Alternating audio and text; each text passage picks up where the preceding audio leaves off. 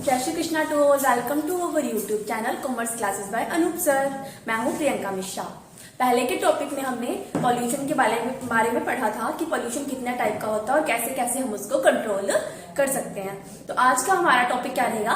Waste management. सबसे पहले हमें ये जानना जरूरी है कि वेस्ट क्या होता है। वेस्ट क्या होता है? हम किसी भी चीज को यूज करते हैं, उसके बाद में जो एंड में बच जाएगा, है ना, जो हमारे लिए यूजफुल नहीं है, अनयूजेबल है, जिसको हम फेंक देते हैं, कैसे भी लगा लो, तो वो हमारा वेस्ट होता है। और मैनेजमेंट क्या होती है? प्रोसेस होती है किसी भी चीज को, किसी भी काम को सीरीज वाइज करने की, है ना, स्टेप बाय स्टेप करने की एक प्रोसेस होती है। क्या होता है? मैनेजमेंट। तो वेस्ट मैनेजमेंट क्या हुआ?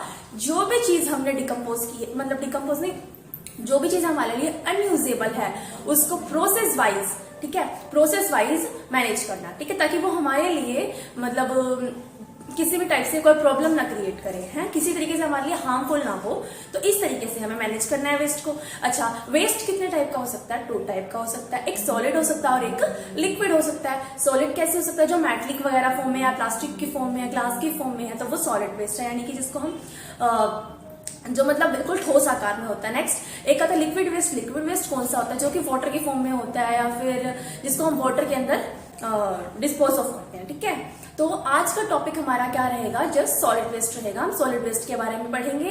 पहले वो देखेंगे कि सॉलिड वेस्ट होता क्या है, फिर कितने टाइप्स का होता है, उसके इफेक्ट क्या क्या हो सकते हैं, और सॉलिड वेस्ट होने को हम कैसे कंट्रोल कर सकते हैं ताकि वो हमारे लिए हार्मफुल ना हो। और उसके अलावा आज के टॉपिक में हम ये भी पढ़ेंगे कि वर्ल्ड के अंदर कितना सॉलिड वेस्ट पर ईयर होता है और हमारे इंडिया के अंदर कितना होता है।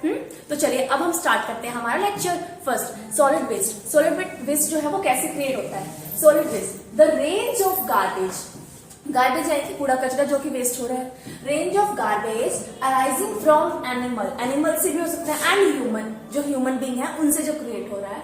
Activity that are discard as unwanted and useless, यानी कि जो हमारे लिए यूजफुल नहीं है, जिसे हम नहीं चाहते, वो वाला गार्बेज जो हमारे लिए किसी काम का है ही नहीं, हम उसे रीयूज भी नहीं कर सकते हैं, है ना, और रिप्रोड्यूस भी नहीं कर सकते। तो इस टाइप का वेस्ट जो है वो हमारे लिए क्या है? Solid waste. अब सॉलिड वेस्ट के टाइप कौन कौन से होते हैं? बेस्ड ऑन ओरिजिन के बेस पर, कि वो कहाँ पर, मतलब किस जगह से बचा हुआ वेस्ट है ना, तो based on origin. Next, hazardous, यानी कि जो हमारे लिए नुकसानदेह है, कहीं ना कहीं वो हमारे लिए प्रॉब्लम क्रिएट कर सकता है, तो उस टाइप में डिवाइड किया गया। फिर मटेरियल, मतलब मटेरियल कौन कौन से मटेरियल में हमारा वेस्ट हो सकता है। नेक्स्ट, म्यूनिसिपल, यानी कि म्यूनिसिपल रूप में, मतलब जो घरेलू कूड़ा कचरा वगैरह होता है वो कितना टाइप का हो सकता है। तो फर्स्ट हम पढ़ेंगे बेस्ड ऑन ओरिजिन के बेस पर, यानी कि जो हम गार्बेज मतलब इकट्ठा करते हैं तो वो कहाँ से हो सकता है, उनका ओरिजिन कहाँ होता है। फर्स्ट, एग्रीकल्चर लैंड में क्या होता है? जब हम खेती करते हैं, ठीक है, एंड में जब वो फसल पक करके तैयार होती है, उसके बाद में क्या होता है? हम फसल तो क्रॉप जो होती है हम हमारी कट कर लेते हैं, उसके बाद जो नीचे की चीजें बच जाती हैं, जैसे कि अभी हम लोग पराली वगैरह जलाते होते हैं ना, तो वो पराली हमारे लिए वेस्ट है ना। तो इसी तरीके से तो जो एग्रीकल्चर से बचा हुआ है, मतलब एग्रीकल्चर लैंड से उत्पन्न हो रहा है, उसकी ओरिजिन कहाँ हो रही है? एग्रीकल्चर लैंड में। नेक्स्ट, माइनिंग करते हैं। माइनिंग में क्या होता है? काफी सारे मेटल्स और नॉन मेटल्स प्रोडक्ट निकलते हैं जो कि जमीन के अंदर चले जाते हैं ना, तो वो माइनिंग से ओरिजिन हुआ। नेक्स्ट, ई वेस्ट यानी कि जो हम इलेक्ट्रॉनिक गैजेट्स वगैरह यूज करते हैं और वो जो खराब हो जाते हैं, उसके बाद वो हमारे किसी काम के नहीं रहते, तो उनके अंदर जो सामान पहले से सेटअप होता है वो भी हमारे किसी काम का नहीं होता ना, तो वो ई वेस्ट के अंदर आएगा। जैसे हमने कीबोर्ड वगैरह यूज किया और वो मान लो खराब हो जाता है, ठीक है, तो कीबोर्ड अगर खराब हो गया, वो हमारे किसी काम का नहीं, हम उसे फेंक देंगे, लेकिन उसका वेस्टेज कहाँ जाएगा वो भी तो देखना पड़ेगा ना, जो उसके अंदर सामान यूज हुआ है, चाहे वो मेटलिक है, चाहे वो नॉन मेटलिक है, चाहे वो प्लास्टिक है, तो मतलब ओरिजिन कहाँ से हो रहा है? उसका ई वेस्टिंग की वजह से हो रहा है। नेक्स्ट, इन इंस्टीट्यूशंस जो हमारे, जहां पर हम पढ़ाई कर रहे हैं, या फिर डिफरेंट और भी इंस्टीट्यूशंस हैं, तो वहां पर भी मतलब कोई ना कोई तो वेस्टेज उत्पन्न होती ही होगी ना। नेक्स्ट, कंस्ट्रक्शन मतलब जहां पर कंस्ट्रक्शन का वर्किंग होती है, तो वहां पर जिस टाइप का वेस्ट प्रोड्यूस होता है, मतलब उसकी ओरिजिन कहाँ हो रही है? कंस्ट्रक्शन एरिया में हो रही है। नेक्स्ट, हजार्डस यानी कि रेडियो एक्टिव, जिसकी वजह से हम पर कोई ना कोई केमिकल रिएक्शन होता है और उसकी वजह से मतलब काफी सारी बीमारियां भी हो सकती हैं, तो वो हमारा है radioactive waste. Next, flammable, यानी कि जिसकी वजह से आग लग सकती है, इस तरीके का वेस्ट, ठीक है, और जो हमारे नियर बाय हो, तो उसकी वजह से क्या होगा? एयर पोल्यूशन हो सकता है ना, नेक्स्ट इन्फेक्शन, जिसकी वजह से कहीं ना कहीं इन्फेक्शन फैल रहा हो या किसी को एलर्जी हो जाए, उस मतलब जिस कोई ना कोई नुकसान क्रिएट हो रहा है, वो हमारे लिए हजार्डस वेस्ट है ना, तो इससे किसी न किसी को इन्फेक्शन भी हो सकता है। नेक्स्ट टॉक्सिक, यानी कि जो एक्सपायर्ड डेट दवाइयां वगैरह होती हैं, इंजेक्शन वगैरह होती हैं, ब्लेड्स वगैरह होती हैं, जिनको मतलब छोटे बच्चों की पहुंच से भी दूर रखना चाहिए और बड़ों से भी, है ना।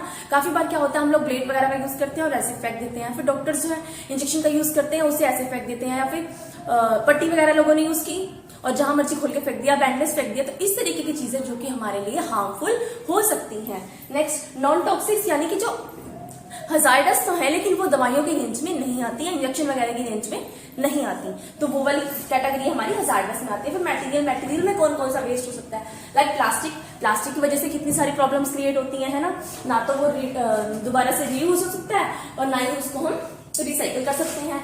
नेक्स्ट पेपर यानी कि कागज, कितना कागज वेस्ट होता है, जिसकी वजह से बहुत सारे हमें ट्रीज जो है वो कट आउट करने पड़ते हैं, है ना। क्यों, एक सिर्फ पेपर के लिए हम बहुत सारे ट्रीज को कट कर देते हैं। नेक्स्ट ग्लास से भी बहुत सारी प्रॉब्लम्स क्रिएट हो सकती हैं और वो भी मटेरियल के अंदर ही आता है। नेक्स्ट मेटल में क्या क्या है, जैसे तांबा लोहा वगैरह है, जो छोटे छोटे कणों में होता है ना, जिसकी वजह से हमारी सॉइल वगैरह खराब हो सकती है। इस टाइप का वेस्ट जो है वो मटेरियल वेस्ट में आता है। म्यूनिसिपल यानी कि घरेलू वेस्ट में भी 3 टाइप्स के होते हैं। नंबर फर्स्ट गार्बेज, एशिड और रबिश। गार्बेज जो है वो उसमें क्या आता है, वेजिटेबल्स, फ्रूट्स, मीट्स वगैरह आती है, जिसको हम डिकम्पोज कर सकते हैं, जिससे हम खाद वगैरह भी बना सकते हैं, ठीक है, जिसको हम खुद से डिकम्पोज कर सकते हैं, उसके बारे में बताते हैं गार्बेज के अंदर। फिर आता है रबिश में क्या होता है, जिसको हम डिकम्पोज नहीं कर सकते, लेकिन वो उत्पन्न कहां से होता है, घरेलू चीजों से होते हैं ना। और एशिड क्या होता है, एशिड जो होता है मतलब जब भी हम किसी चीज को जला रहे हैं या कुछ भी कर रहे हैं, उसके बाद जो मटेरियल बच जाता है, जिसको हम राख बोल रहे होते हैं, वो होती है एशिड, ठीक है।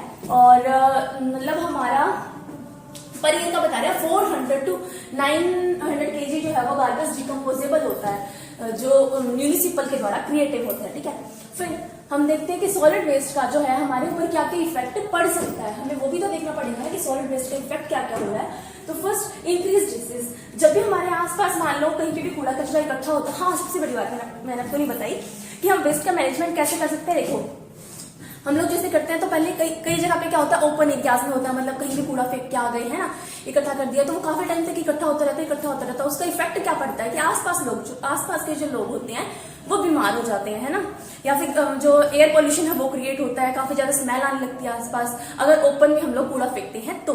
और अगर लैंडफिल करते हैं तो उससे क्या होता है, जमीन की उपजाऊ शक्ति रहती है। लैंडफिल कैसे होता है, जैसे कि कहीं पर गड्ढा क्रिएट किया, उस गड्ढे में जाके लोग कूड़ा फेंकते रहते हैं, बाद में उसको मिट्टी से ढक देते हैं ताकि वहां पर ग्राउंड या कोई पार्क वगैरह बना सके या पार्किंग बनाई जा सके। लेकिन उसमें भी बहुत ज्यादा दिक्कत क्रिएट होती है। वो कैसे होती है, जो बारिश के दिनों में बारिश आती है तो पानी कहाँ जाता है, नीचे जाता है ना। और धीरे धीरे जो कूड़ा है ना वो सड़ने लगता है, उससे स्मेल बहुत ज्यादा उत्पन्न होती है, फिर मच्छर वगैरह उत्पन्न होते हैं, जिससे कि बहुत सारी बीमारियां हो जाती हैं, है ना।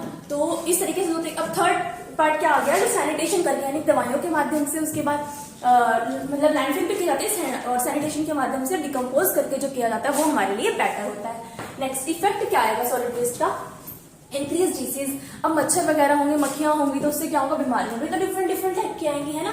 और बीमारियां आएंगी तो हमें दवाइयां भी लेनी पड़ेंगी, तो इसका इफेक्ट क्या होगा, हम पर होगा, जो बीमारियां हैं वो बढ़ जाएंगी। नेक्स्ट वाटर पॉल्यूशन, सॉरी मैंने आम नहीं लगाया।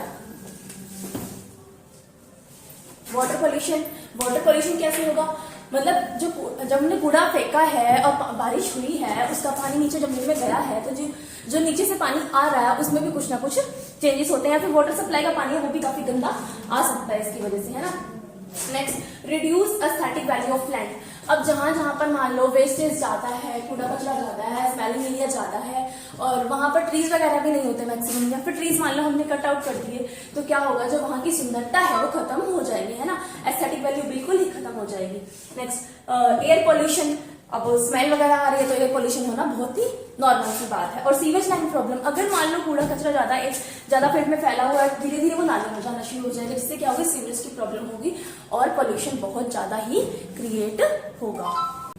तो अभी तक हमने क्या पढ़ा कि सॉलिड वेस्ट क्या होता है, इसके इफेक्ट कैसे होता है, कितने टाइप से क्रिएट हो सकता है ना। अब हम कुछ डाटा डिस्कस कर लेते हैं सॉलिड वेस्ट का, जो करंटली हर साल हमारे यहाँ पे वेस्टेज होता है, प्लास्टिक के रूप में, पेपर के रूप में, मेटल के रूप में, या अदर किसी भी टाइप के वेस्ट के रूप में। तो देखिए currently total solid waste generated कितना है इंडिया में 4200 million ton annually. 4200 ton annual कचरा हम बाहर करते हैं, सोचो डिकम्पोज करते हैं, कितनी प्रॉब्लम्स क्रिएट होती होंगी, कितना air pollution, water pollution, health disease होती होंगी, तभी तो नई नई बीमारियां आ रही हैं, है ना, क्योंकि हम इतना कचरे फैला रहे हैं।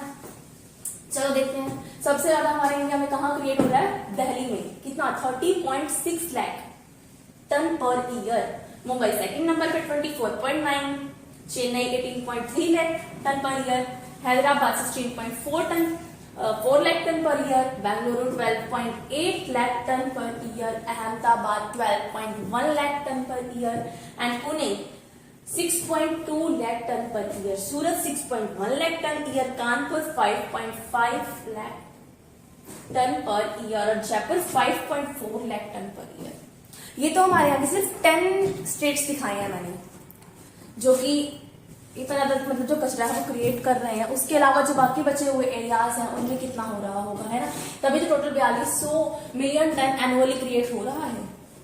चलिए आगे देखते हैं, हमारे मतलब जो कंट्रीज है पूरे वर्ल्ड की, उनमें नंबर 1 पे यूएस जो है, यूनाइटेड स्टेट, वो सबसे ज्यादा कचरा क्रिएट करती है ना, कितना 258 million metric ton, 258 million metric ton US, second number पे चाइना, थर्ड नंबर पे इंडिया, उसके बाद बहुत सारी कंट्रियां, कितने सारी कंट्रीज है हमारे देश में, है ना, और उन सभी से कितना सारा कचरा इकट्ठा होगा, जब सिर्फ हमारा जो मतलब यूएस है वो 258 मिलियन मैट्रिक टन इकट्ठा कर रहा है, उसके बाद चाइना 220.4 मिलियन मैट्रिक टन इकट्ठा कर रहा है, और इंडिया 168.4 मिलियन मैट्रिक टन कचरा उत्पन्न कर रहा है। इससे कितनी ज्यादा प्रॉब्लम्स क्रिएट होती हैं। तो हमें करना क्या है कि इस तरीके के मतलब इस तरीके से कचरे को डिकम्पोज करना है ताकि किसी को कोई प्रॉब्लम ना हो, पॉल्यूशन कम से कम क्रिएट हो, है ना, और ऑर्गेनिक रूप में हो तो ज्यादा बेस्ट है। आगे आज हमने सिर्फ सॉलिड वेस्ट को कंप्लीट किया, कल के लेक्चर में हम लिक्विड वेस्ट को कंप्लीट करेंगे। और आज का लेक्चर अगर आपको मेरा अच्छा लगा हो तो लाइक करें, शेयर कमेंट करें, और आपने अगर अब तक सब्सक्राइब नहीं किया तो सब्सक्राइब भी करें। And thanks for watching.